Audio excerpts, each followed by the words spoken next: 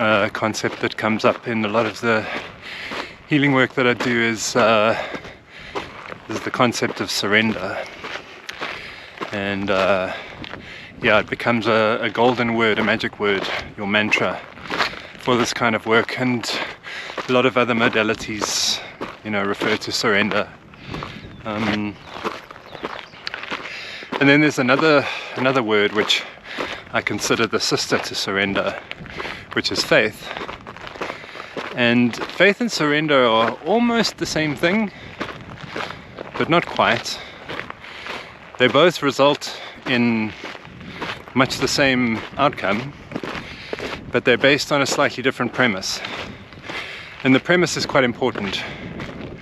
So, to put it simply, faith is accepting that you are not in control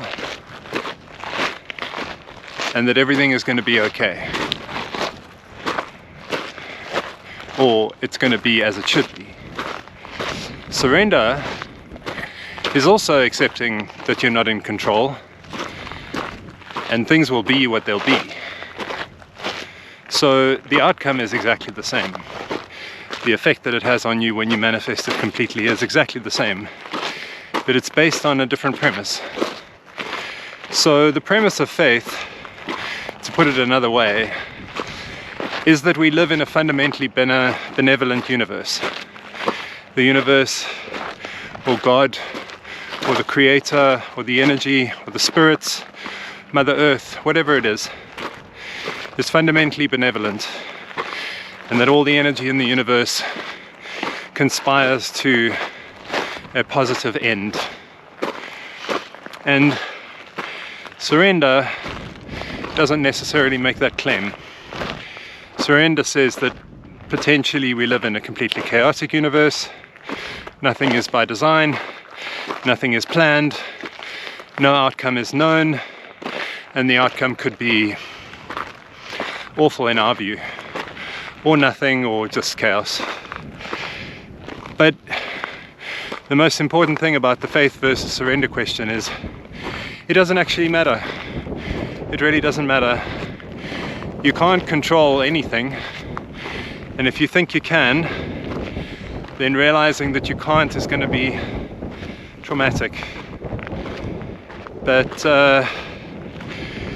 I just wanted to talk about for a second about the question about the benevolence of the universe, because I think no matter what ails you, what you struggle with, and what you're hoping to achieve from your own personal healing or your own personal development, a lot of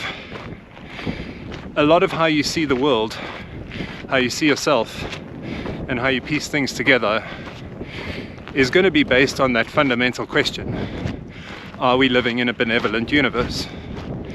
So I think that for everybody who embarks on a journey of self-discovery, that mere question should be the first step. It should be the first question you ask yourself, and you should come to some kind of a conclusion, which could change tomorrow. No commitment, but choose one or the other, because if you say yes, everything is as it should be and it's all going to work out the way it's supposed to, that changes your entire landscape, and that will determine a particular set of tools and weapons that you use in your armor against fear and difficulty. Whereas if you choose that no, it's not a benevolent universe, it's completely chaotic and there is no guarantee of anything, then you'll be using a different set of tools, and neither is the best way. You can achieve exactly the same thing, and you can reach any level of peace that you desire, but the approach will be different. the things that you say to yourself, the paradigms that you're most likely to adopt will be different.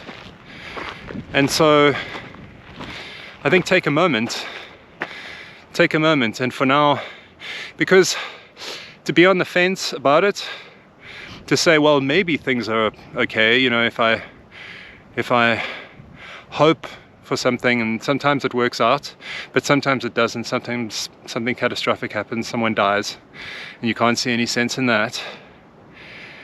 If you're on the fence about it, it's going to be very difficult to move forward. Very difficult, because you're going to be having that internal tug of war, whether you're aware of it or not, constantly. Why does this happen if that happens? Why do children starve if there's a God? If you're going to be flick-flacking, then instead of working on yourself, you're just going to be chewing yourself up in this never-ending tug of war. So just choose. And if you can't fully choose in the benevolent universe, then choose that there isn't one. But keep an open mind. Keep an open mind. Because in my experience, if you choose the one and you keep an open mind, you never know what you'll see.